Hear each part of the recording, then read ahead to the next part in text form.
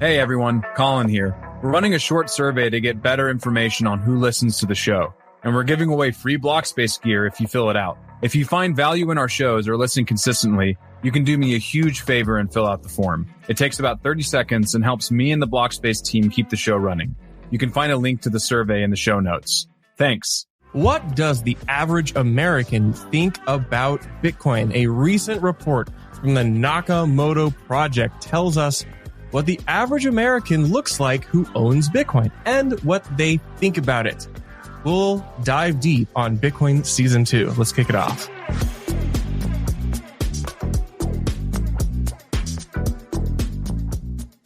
All right, Colin, the Nakamoto Project has dropped a deep dive report, double-blind researched with a sample group of Americans who represent the average American populace. And we're gonna dive in. It's about Bitcoin because the group that produced it has the word Nakamoto in it, which is a dead giveaway for we're a Bitcoin company. Yeah, I mean, you got to have the Nakamoto. We're one to talk, right? We Blockspace. Yeah, we have block. We've gotten flack for that before. I mean, but there's only so many things that you can do to play on all of the nomenclature within Bitcoin. But to what you were saying, we're going to be looking at a report issued by the Nakamoto Project, which is, as I understand, helmed by Troy Cross and a few others. And it's an update of their report that they put out last year at the same time in July, looking at Bitcoin ownership and some kind of granularity with the demographics of who owns Bitcoin, their political leanings, things like that.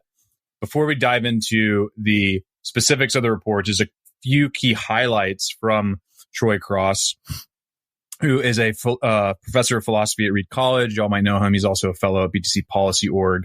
He's put out some pretty interesting research and thought-provoking articles about Bitcoin and the intersection of philosophy and some other disciplines. But a few highlights from it, extrapolated from the 3,500 adults that they surveyed. They estimate that roughly 48 million American adults own Bitcoin. That's roughly in line with some of Coinbase's own surveys, I believe, or their own extrapolations. Yeah. And 11 million of them hold their own keys.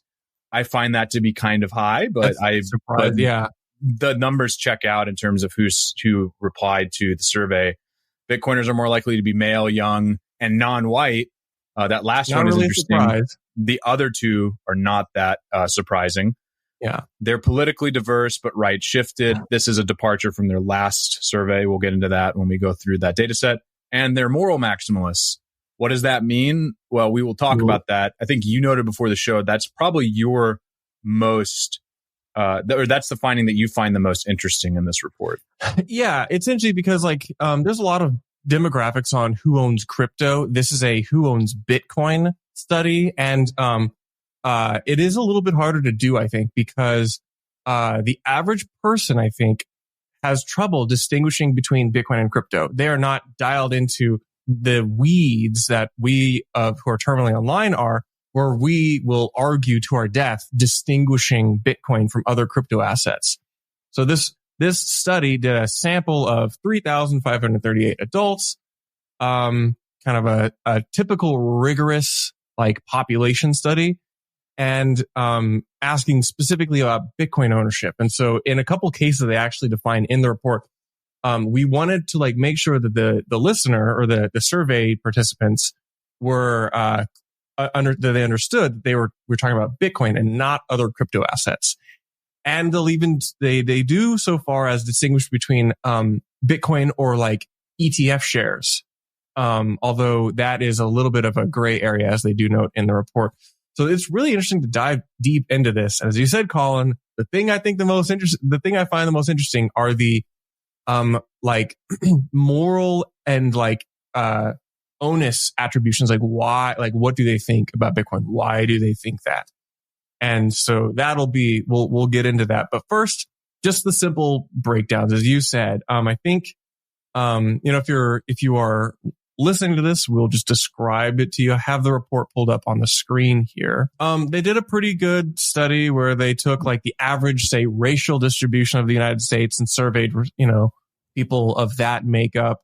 They like weighted it by population center, East, West Coast, Central, whatever, educational attainment, and annual income. So this like would be a true slice of Americana, if you will. Can I go over some of these bullet points at the top before we dive into the specific? Oh, yeah. Just to go back to some of those key highlights. Yeah. From the report, 18.6% of the respondents claimed to own Bitcoin, 4.21% claimed to hold Bitcoin in self-custody. Bitcoin ownership continues to skew younger and more male. Going over that one. Bitcoin ownership shifted slightly to the political right, but remains distributed across the entire spectrum and mostly centrist. Knowledge of Bitcoin, trust in Bitcoin, belief in Bitcoin's utility, and perception of Bitcoin's morality continue to correlate more strongly with Bitcoin ownership than any demographic measures. Again, we'll cover that at the end of the report when we get to that data set. It's probably the most interesting. And then this is the other one that I thought was kind of interesting, and then we'll dive into it. 4 in 5 Americans support converting some U.S. gold reserves into Bitcoin. Regarding the percentage of U.S. gold to convert, the median preference was to convert 10% of gold to Bitcoin. Attitudes towards the U.S. acquiring Bitcoin diverged along political lines. Yeah. So there are a couple interesting insights from this report that might surprise you. So let's dive count into them it. down. Yeah, let's dive in. So first of all, there's about 360 million people, I believe, who are U.S. citizens, of which 48 million, quote, own Bitcoin. That jives with other demographic studies, but it also, to me, Colin, it seems like high, because that's like 20%. That's a lot. Yeah. Which means that people are not showing up to my Bitcoin meetup enough. I'm kind of curious where all those people are. So a few comments here. Number one, obviously this is a survey of a limited populations, 3,500 people. They're extrapolating it to the whole population. I'm sure there are some statisticians in the audience who are shaking their fist or could explain kind of the perils of extrapolating from small data sets to large data sets, certain trends. The other thing I would add, though, Charlie, is, these also include, technically my in-laws own Bitcoin, right? And technically my, granddad and grandma, when they were still with us, owned Bitcoin. Now that's been passed to my uncles and my dad. My dad owns Bitcoin as well. All of these people own it, but they're not going to come to meetups. They might not even remember that they own it because it's like a sliver of their portfolio. And they just bought it because their, cranky grandson was screaming at them over the Thanksgiving table that the dollar is dying 10 years or 5 years ago, and they decided to get some. So I think that this is something we'll come back to throughout the report. Is there's a huge difference between passive holders and active holders who have strong conviction, right? Yeah. And you can see this represented at the, say the conferences. The conferences are a specific look and type of people. And yet this report tells us that the average American who owns Bitcoin does not look like what you imagine the average, say, podcaster or Twitter user or Bitcoin 2025 Vegas conference attendee looks like. So the next section they have here is Bitcoin ownership methods, of which, as you guessed it, over half of people who own Bitcoin have Bitcoin on an exchange. This chart says 58.8% of people have Bitcoin on exchange. That doesn't mean that that's the only place they have it. So we're talking this, all the numbers here do not sum up to 100%, but rather of people who own Bitcoin, over half of them keep some of that or all of it on an exchange. No surprise there. I'm actually surprised it's not 90%. That's what I would have probably guessed had you asked me this question blind. The real kicker, Colin, I think is self-custody. This says 23. This is close to a quarter of all people who own Bitcoin apparently self-custody it. That is surprising to me. Yeah, I would have figured, 75% for the on exchange. But I think that if you add in the ETF and mutual funds and retirement accounts, you basically get to that number. So the 23.7, basically 24% for self-custody is somewhat surprising to me, but it's also kind of disheartening to see that ETF and mutual fund, if you add ETF and mutual fund and retirement accounts, you end up getting you end up getting 33.5% owning Bitcoin, paper Bitcoin through a broker, basically, or a financial advisor. And so that obviously outpaces the self-custody. And then if you add that to the on-exchange portion, you're getting, you're getting over 80% there in terms of what's actually being held through a centralized party. But I mean, I'll say this: I actually check every single box on this chart. I have Bitcoin in every single category. I don't know if that's like a conventional like portfolio breakdown, but I myself am like, I have some on exchange, self-custody, I own an ETF, got it some in retirement account, joint with a partner, and a business investment. So all of those are like ways. That's a good point. I think that's important to point out here, especially considering if you do the math of all of these, it adds up to over 100%. And that's because of what you're saying, right? Multiple people have, I mean, I fall in this category too, right?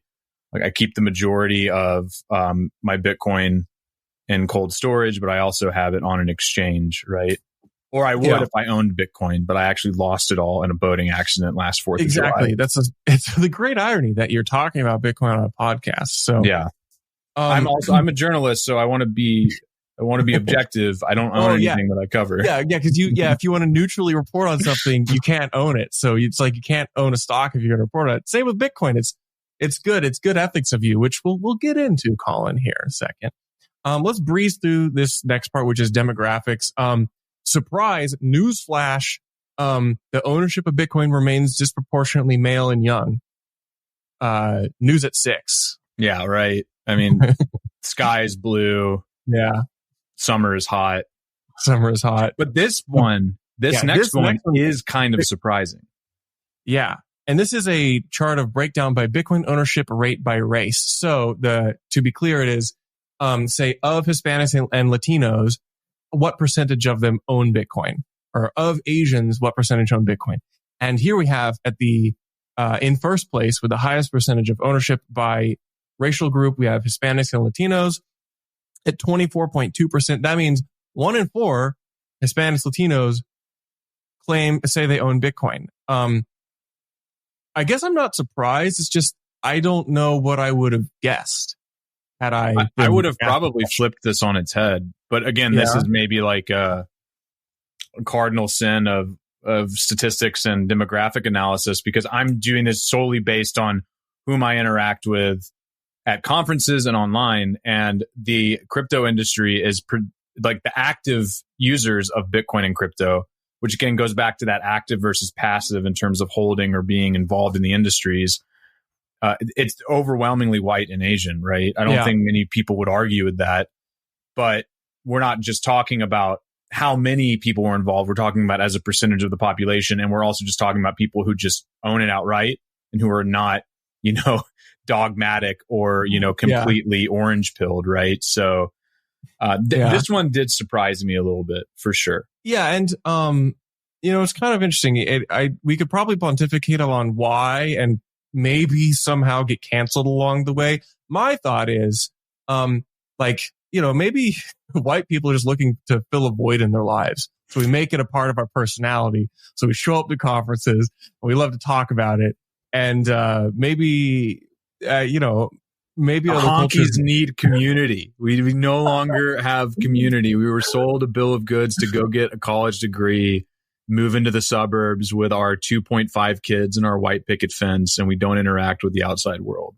Yeah, so we've got to talk about it online. We've got to make it our personality. Whereas maybe other cultures just don't have that fire under them to have to like totally own a monolithic like personality trait. I don't know. There's also two things that I would consider with regards to, okay, so I guess to get ahead of any sort of criticisms of the methodology here, this could be totally skewed by the fact that you just happen to sample, I don't know how many Hispanic and Latino respondents were on this, but you could have gotten like a basket of them that are just like overrepresentative or overrepresenting Bitcoin ownership among that population. Same with literally everything else in this data set. That being said, if I was going to put on my like both my Bitcoiner hat as a journalist and then my progressive hat, I would think about, well, some of these Latino and Hispanic respondents could have come from countries in South America where they're used to hyperinflation and things of that nature. So like Bitcoin is just much more readily accepted as a alternative currency to guard yourself from debasement. Then the progressive side of me is also thinking there's an argument to be made that, you know, if you are arguing from a place of like, you know, looking at privilege and things like that, Hispanic and Black populations in the US might have had a tougher time with financial institutions, either by way of discrimination or just, you know, you can name off any number of systemic issues with how those populations are treated. Maybe they're more keen to lean into an alternative form of currency and finance that exists outside of that, outside of the traditional mold. So, yeah. And then I think also data like this and studies like this, especially financial studies, do reveal a lot of bias, because like what's the most popular by far financial app in the United States? It's not Venmo. It's not Cash App. It's Zelle. And I think a lot of why people get thrown off by that, because Zelle's largely used for remittances. And if we think about Hispanic and Latino remittances internationally, then it makes a lot of sense. Like stablecoins are big in South America. Proximity stablecoins indicates proximity to Bitcoin. So, okay, let's go on here. Now we get to the fun part, which is politics. So as the report says, our most surprising finding in 2024, this is last year. The breakthrough headline last year for this report was that, quote, Bitcoin ownership was not skewed conservative. Now remember, this is spring of 2024. Donald Trump has not had an assassination attempt yet. Joe Biden was considered sound of mind by the prevailing media class. Like, a lot happened in the past 12 months, y'all. We speed ran like a decade's worth of news in the second half of last year.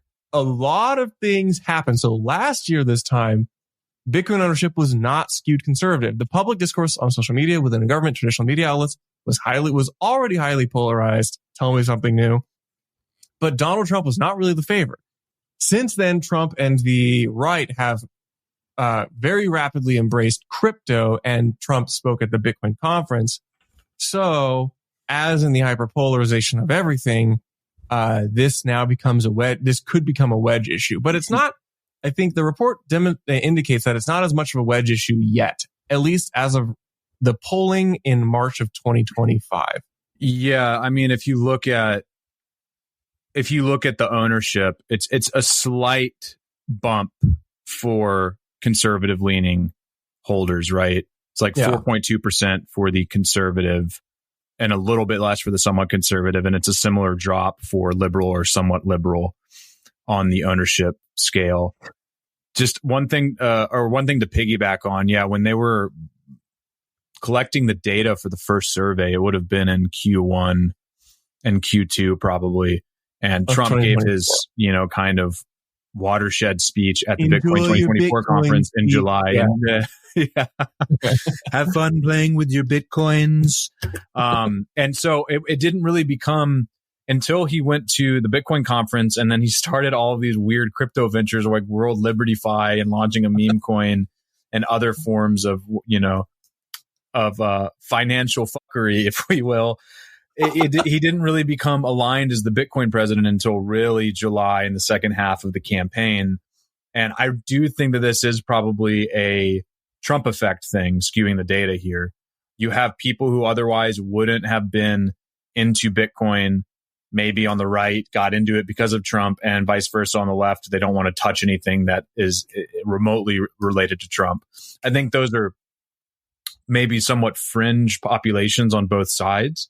But the point stands. I mean, I just think about the way that I saw some Republicans or conservatives embrace Elon Musk when they kind of reviled him in the Obama years because he was taking all these subsidies from governments around the world to bootstrap Tesla and all these other things, right? But suddenly now, because of the Doge stuff, I mean, this was at the time. Now Trump and Musk hate each other. C'est la vie. So it goes. But when Trump was when Musk was embracing Trump, they kind of leaned into him as well. And I do think that we're getting something similar here. Hey, Will here with Blockspace Media. Did you know that we have individual feeds for all our shows? If you're watching the Mining Pod, Bitcoin Season 2, or the Court Show, be sure to check out the individual feeds. You can find them on your podcast player of choice, whether that be Spotify, Apple, YouTube, etc. Just type in Blockspace Media and you'll find all our shows pop up, or just type in the individual show name like the Mining Pod or Bitcoin Season 2. Be sure to hit that subscribe and give us a 5-star rating so we can continue to bring you the best content in Bitcoin. And so we'll see here in the report, if you're listening, the report now starts breaking down charts by owners of Bitcoin and non-owners of Bitcoin. And what we see here is that political orientation of people who own Bitcoin and people who don't own Bitcoin is roughly similar with a slight conservative bend.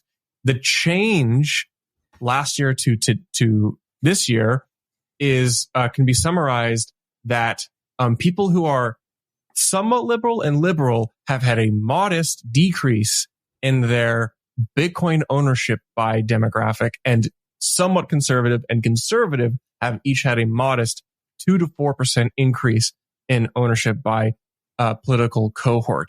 Interestingly, the barbell and the center, the neutral political demographic and the very liberal and very conservatives, virtually unchanged. So it's really interesting that we have I'll be so cavalier to say the middle of the curve, the hardcore inside Overton window enjoyers are the ones who are the most reactionary to the prevailing change in political winds and political discourse. Most people are unchanged, and the extremes are also largely unchanged. There's a really interesting, trend to identify, that, it's mainly people who, I would even say this, people who watch the news have changed their opinions. Okay, sentiment divergence. To intro this, by far, as the report says, by far the factors that most strongly correlate with Bitcoin ownerships are attitudes towards Bitcoin. They used a methodology. That seems kind of tautological, doesn't it? It is very tautological, yes. People who think Bitcoin is cool own Bitcoin. Yeah, well, we can go in circles on that one. Sorry. They use a methodology called KTUM or KTUM, which is abbreviated for knowledge, trust, utility, and morality. So they identify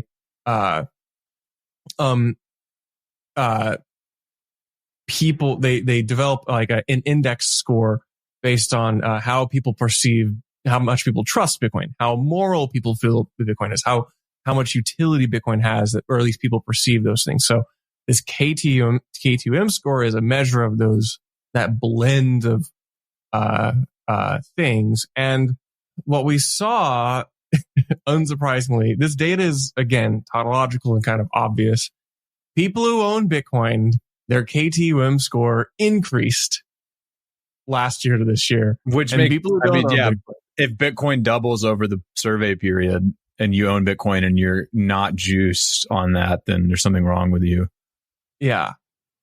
But it increased for owners, and in terms of political orientation, it decreased for moderates and liberal leaning respondents, but it was unchanged or virtually unchanged for conservative respondents, except for the somewhat conservative cohort. Yeah. And what's interesting is I was actually surprised to see that even though our previous chart that we looked at, which said that very liberal owners of Bitcoin didn't really change last year to this year, the sentiment among very liberal and liberal by political affiliation or orientation did decrease significantly. Maybe they're just reluctantly holding Bitcoin now and being like, well, it went up really high. I really don't like owning it because Trump likes it. it's like begrudgingly making money because Trump happened to pick your favorite stock. Yeah. And what's interesting about this is depending on the respondent, this could, this is one of those, the CADM sentiment score is one of those things that is kind of like a Rorschach test for what you view Bitcoin as. Yeah. Because if you're asking like a hardcore maxi who is looking at the slow creep of the suits and the politicians into the Bitcoin realm, they would probably say that their trust has gone down because of that. Right. Whereas for other people, like when the ETF was approved, my father-in-law said like, oh, that's like a stamp of approval. It made him be like, I'd be more comfortable owning this now. It would go up. Right. Yeah.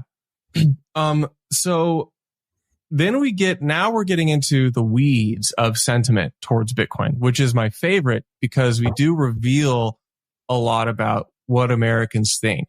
And it can this information might equip you better to talk about Bitcoin with the average person, because I think you can kind of know where a lot of people are coming from now. So as the report says, while sentiment has begun to polarize along political lines, the differences in these attitudes between owners and non-owners is far greater than the difference in attitudes between liberals and conservatives. In other words, Bitcoin ownership is still far more a matter of what one knows and believes about Bitcoin than it is a matter of politics. Again, a little tautological, but we see that people who own Bitcoin overwhelmingly trust, know, consider high utility, and consider Bitcoin good more than people who don't.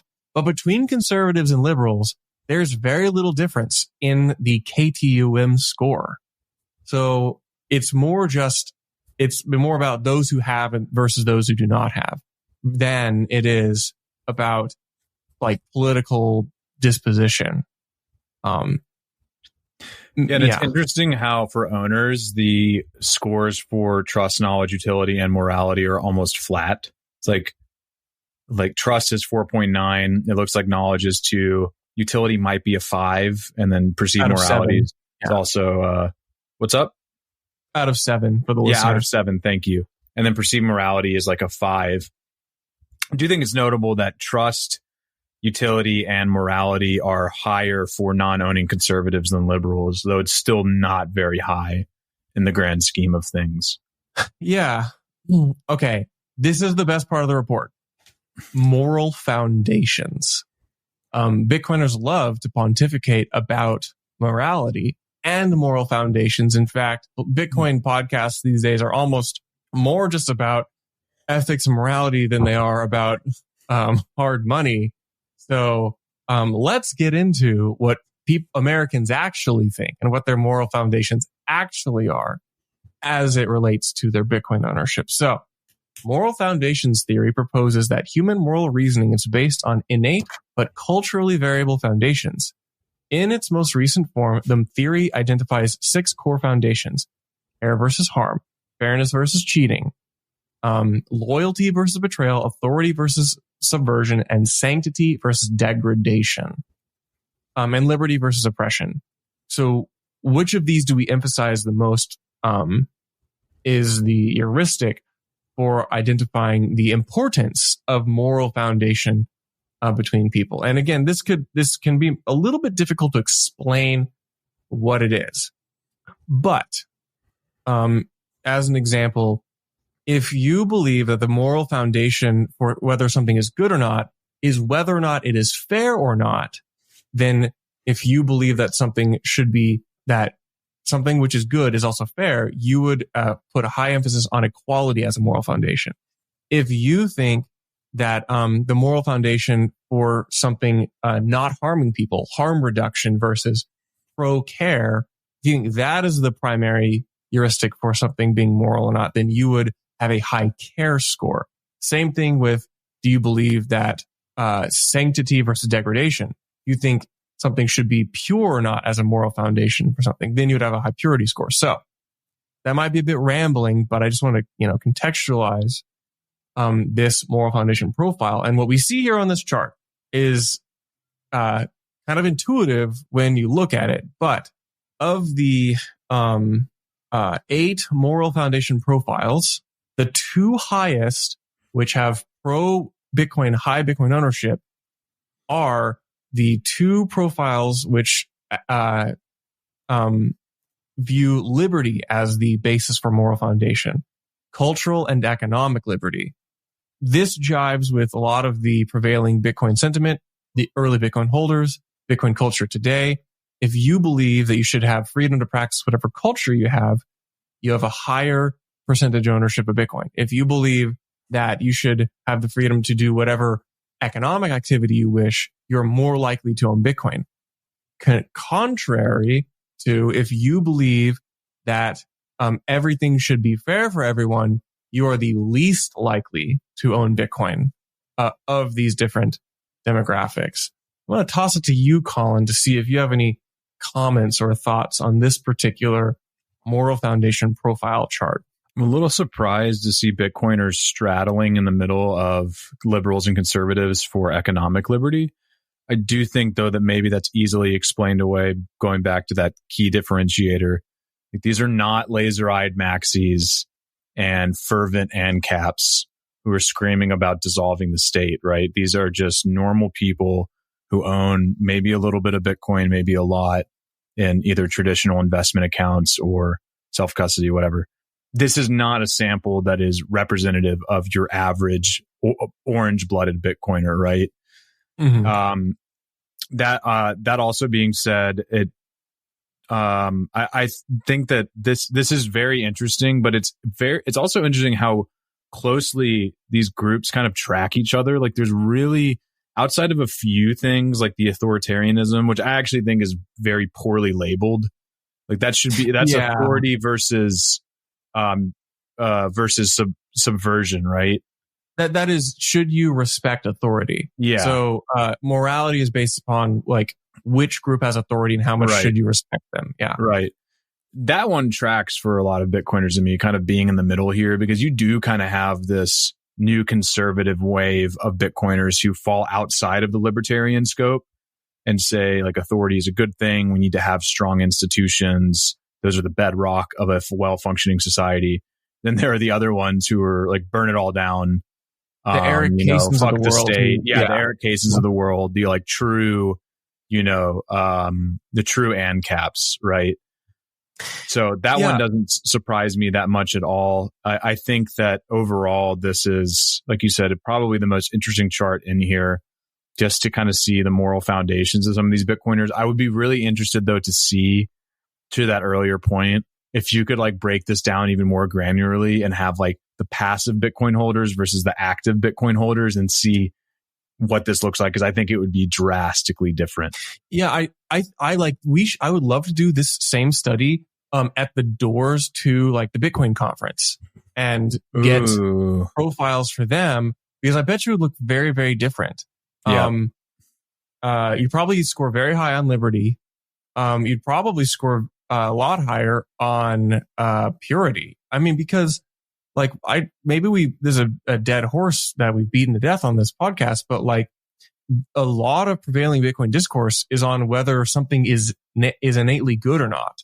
And a lot of it is very hyper concerned with like a moralism to like how you should and shouldn't conduct yourself, which would likely score high as a purity.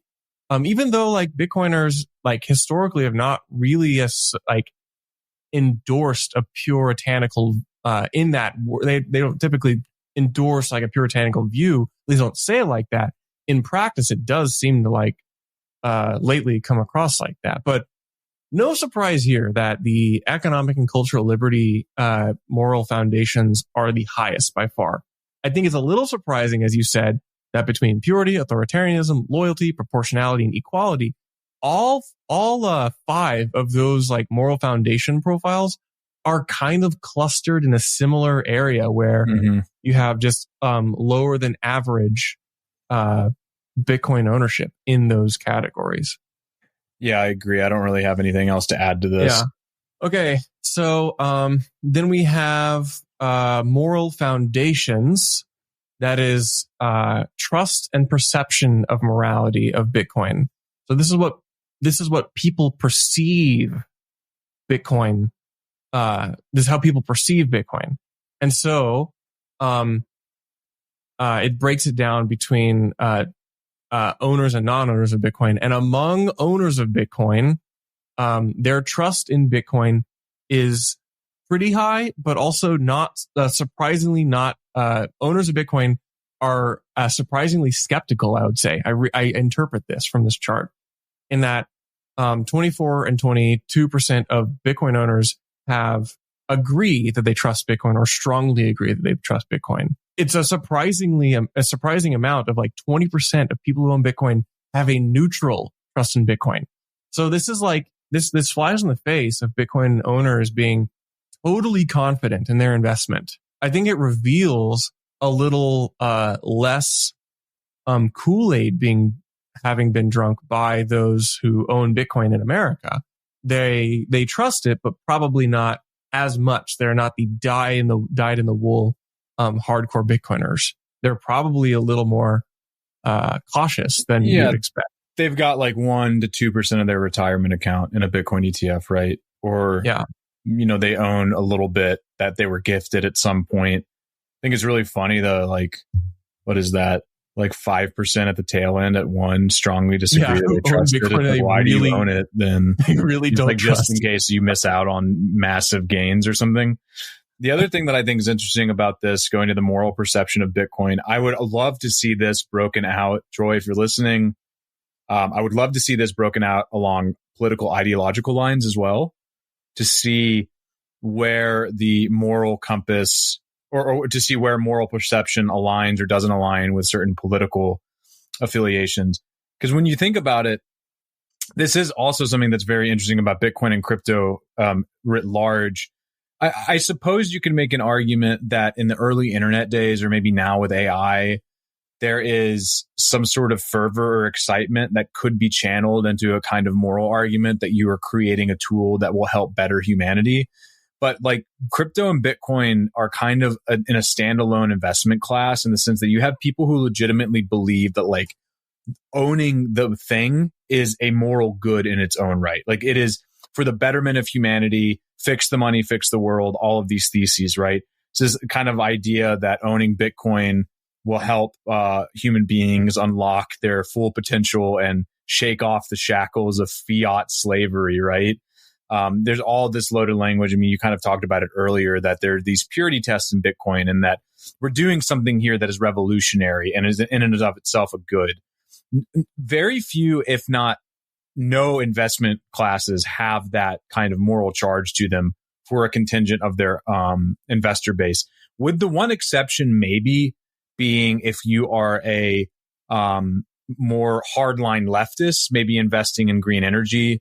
Yeah, green energy would or be divesting yourself of fossil fuel companies, things like that. Those carry a moral weight. But most often, investors aren't investing in something because they think that there's a moral case for it. They're investing in it because they want to make money.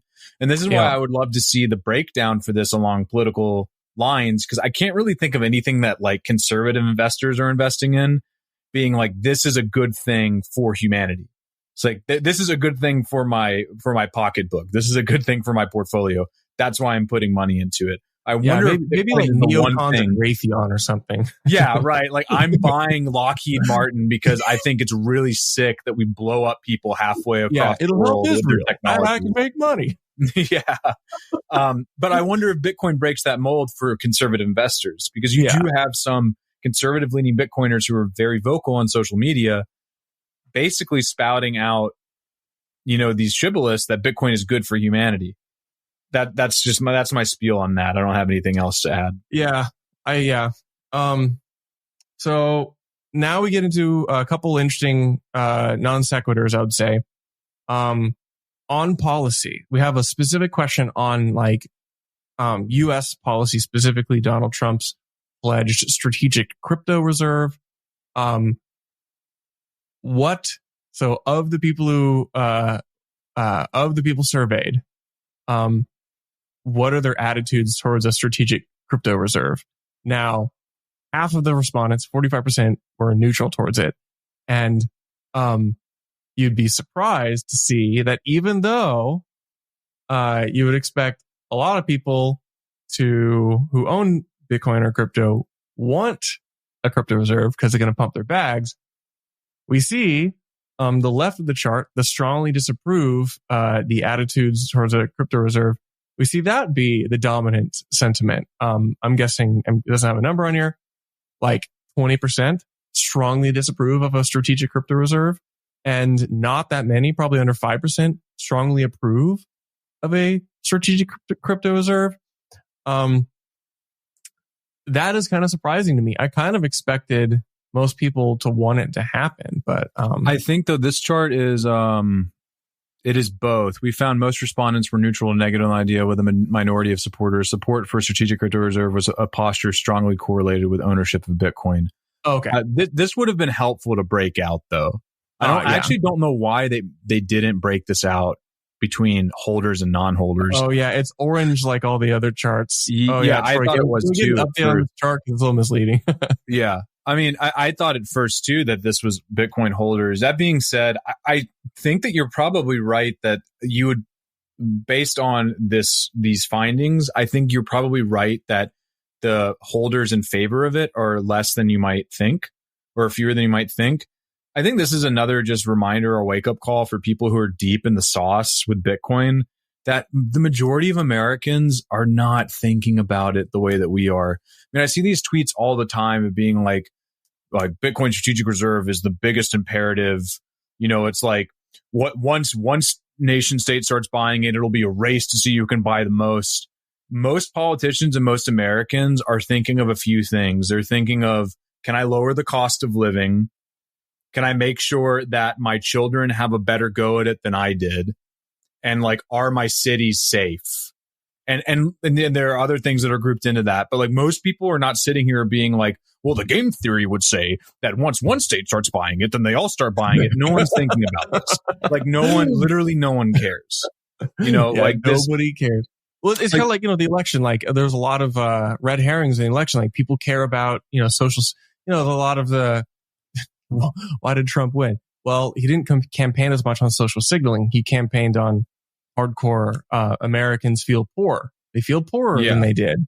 And that's like the overwhelming reason why people say they voted for Trump is because they felt richer under his previous tenure. And so like, most people are kind of normal, rational people in that they just like don't care, doesn't really relate to them, doesn't seem to be like a good use of government resources to buy crypto. Think about that. No, they're not going to get into the minutia of Bitcoin nation state adoption game theory. And even if you can explain to them why they'd be better off holding Bitcoin, they don't see any value in their government owning it, outside. Because I mean, think about how many people don't even really understand how the government finances itself, or what the value of our gold reserves may or may not be, depending on if you believe that we still have stuff in Fort Knox. On that note, this is also on that note, here we go. Policy: preferred gold to Bitcoin conversion rate. So, of